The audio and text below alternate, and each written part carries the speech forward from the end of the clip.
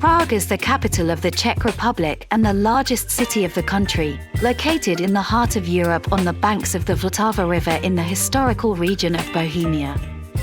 Prague is one of the most beautiful cities on the continent with a rich architectural, cultural and historical heritage spanning more than 10 centuries.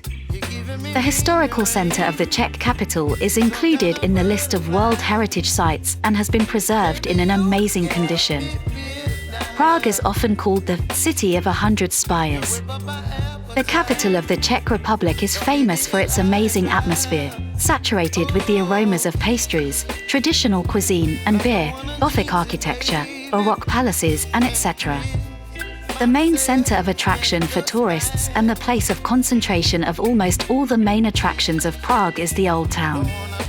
The main treasures of the Czech capital are located here: Charles Bridge, Prague Castle, Vyšehrad Fortress, Old Town Square with the Town Hall and Tyn Temple.